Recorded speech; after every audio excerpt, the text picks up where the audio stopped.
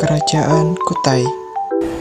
Assalamualaikum warahmatullahi wabarakatuh. Kami dari kelompok 1 yang beranggotakan 1 Delvira Kurnia Putri, 2 Naufal Fauzi Trianto, 3 Mesa Septia Irfani Putri, dan 4 Salsa Syabrina Nuraini. Bahasan yang akan dijelaskan: 1. Asal-usul Kerajaan Kutai, 2. Kehidupan politik dan ekonomi, 3. Kehidupan sosial, 4. Keruntuhan Kerajaan Kutai, 5. Masa kejayaan Kerajaan Kutai, 6. Raja-raja Kerajaan Kutai, 7. Peninggalan Kerajaan Kutai. Kerajaan Kutai. Kerajaan Kutai Martapura adalah kerajaan bercorak Hindu di Nusantara yang memiliki bukti sejarah tertua berupa prasasti Yupa dan berdiri sekitar abad keempat. Bersamaan dengan Kerajaan Tarumanegara di Jawa, pusat kerajaan ini terletak di Muara Kaman yang saat ini adalah sebuah kecamatan di Kabupaten Kutai Kartanegara, Provinsi Kalimantan Timur.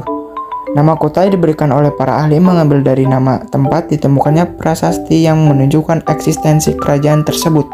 Informasi nama Martapura diperoleh dari kitab Salasila Raja dalam negeri Kutai Kartanegara yang menceritakan pasukan kerajaan Kutai Kartanegara dari Kutai Lama menyerang ibu kota kerajaan ini.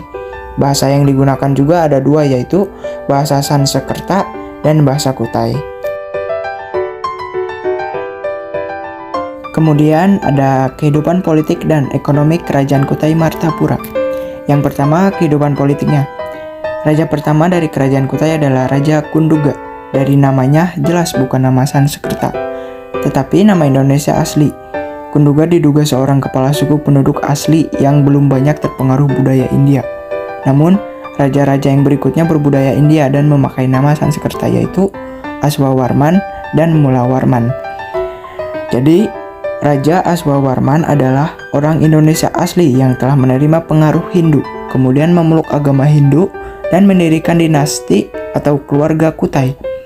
Raja Kunduga tidak dianggap sebagai pendiri dinasti karena pengertian keluarga raja pada waktu itu terbatas kepada keluarga kerajaan yang telah menyerap kebudayaan India di dalam kehidupan sehari-harinya.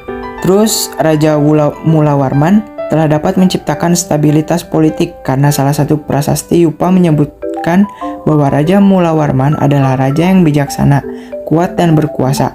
Selain itu, raja dapat menjalin hubungan yang baik dengan kaum Brahmana. Terbukti dari sikap Raja Mulawarman yang memberikan sedekah sebanyak 20.000 ekor sapi kepada para Brahmana. Kemudian yang kedua, kehidupan ekonominya. Kehidupan ekonomi Kerajaan Kutai diperkirakan sudah maju. Hal itu terbukti dengan adanya kesanggupan di pihak kerajaan memberikan sedekah berupa 20.000 ekor sapi kepada para Brahmana. Kemampuan ini menunjukkan masyarakat Kutai bermata pencaharian sebagai peternak, terutama sapi.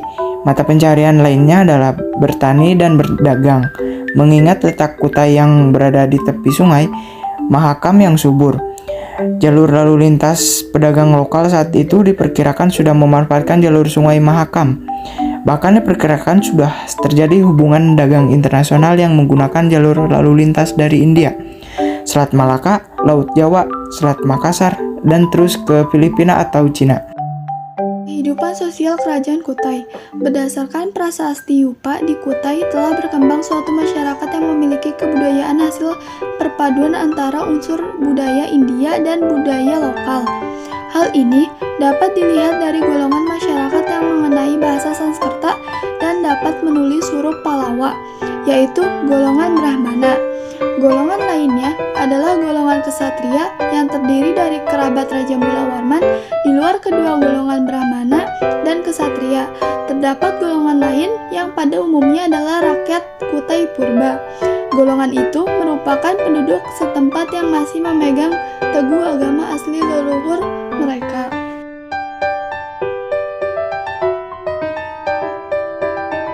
Keruntuhan Kerajaan Kutai. Di tanah Kutai ada dua kerajaan yang bernama mirip namun berbeda, yakni Kerajaan Kutai Martapura yang menganut ajaran Hindu dan Kesultanan Kutai Kartanegara yang sudah memeluk Islam. Setelah sekian lama hidup berdampingan, perselisihan antara dua kerajaan di Kalimantan Timur, yaitu Kutai Kartanegara dan Kutai Martadipura, mulai muncul pada abad ke-16 Masehi. Kala itu, Kerajaan Kutai Martapura dipimpin oleh Raja Dharma Setia, sedangkan Kesultanan Kutai Kartanegara berada pada era pemerintahan Aji Pangeran Sinum Panji Mendapa. Keruntuhan Kerajaan Kutai.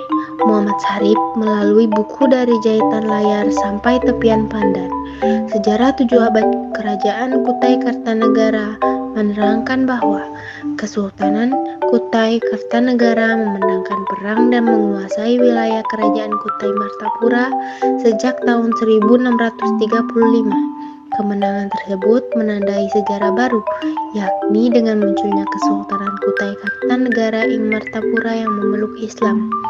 Dengan kata lain, wilayah kekuasaan Kerajaan Kutai Martapura dikuasai oleh Kesultanan Kutai Kartanegara.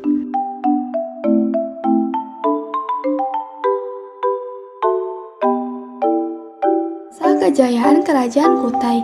Berdasarkan prasasti Yupa, dapat diketahui bahwa Kerajaan Kutai mencapai puncak kejayaannya pada masa pemerintahan Raja Mula Warman. Mula Warman disebut sebagai raja yang memiliki budi pekerti baik, kuat, dan pernah mengadakan upacara persembahan 20.000 ekor lembu untuk kaum Brahmana yang bertempat di Wapraketpara. Wapraketpara adalah tempat suci atau keramat yang merupakan sinkretisme antara kebudayaan Hindu dengan kebudayaan Indonesia. Sebagai keturunan Aswawarman, Mula Warman juga melakukan upacara Fratyatomas, yaitu upacara penyucian diri untuk masuk pada kasta kesatria. Pada masa pemerintahan Mula Warman, upacara penghinduan ini dipimpin oleh pendeta atau kaum Brahmana dari orang Indonesia asli. Hal ini membuktikan bahwa kemampuan intelektualnya tinggi, karena bahasa Sanskerta bukanlah bahasa rakyat sehari-hari. Selain itu, di bawah kekuasaan Raja Mula Warman, kehidupan ekonomi kerajaan mengalami perkembangan pesat dari sektor pertanian dan perdagangan karena letaknya sangat strategis. Kemudian raja-raja dari Kerajaan Kutai, yaitu Maharaja Kudungga dengan gelar Anumerta Dewa Warma sebagai pendiri, Maharaja Aswarman yaitu sebagai anak Kudungga, Maharaja Mula Warman, raja yang terkenal pada masanya, Maharaja Marawijaya Warman, Maharaja Gazayana Warman, Maharaja Tungga Warman, Maharaja Nalasinga Warman, Maharaja Gadingga Warman Dewa, dan yang terakhir Maharaja Indra Warman Dewa. Dan yang terakhir, peninggalan dari Kerajaan Kutai. Yang pertama, Prasasti Yupa. Prasasti Yupa dianggap sebagai bukti tertua yang menunjukkan sejarah adanya Kerajaan Kutai. Melalui Prasasti Yupa, kita dapat mengetahui bahwa Kerajaan Kutai ada di Pulau Kalimantan. Dan yang kedua, Ketopong Sultan. Peninggalan Kerajaan Kutai selanjutnya adalah Kepotong Sultan, yaitu mahkota yang dipakai Sultan Kerajaan Kutai yang terbuat dari emas. Kemudian yang ketiga yaitu Kalung Ciwa. Kalung Ciwa pertama kali ditemukan saat pemerintah Sultan Aji Muhammad Sulaiman. Dan yang terakhir 4, Kura-kura Emas. Peninggalan Kerajaan Kutai yang satu ini terbilang unik, yaitu kura-kura yang terbuat dari emas. Saat ini peninggalan tersebut masih tersimpan di Museum Mula Warman dan berukuran sebesar kepalan tangan. Kura-kura emas ditemukan di area Long Lalang, hulu Sungai Mahakam. Sekian penjelasan materi Kerajaan Kutai dari kelompok kami. Thank you for listening and thank you for watching.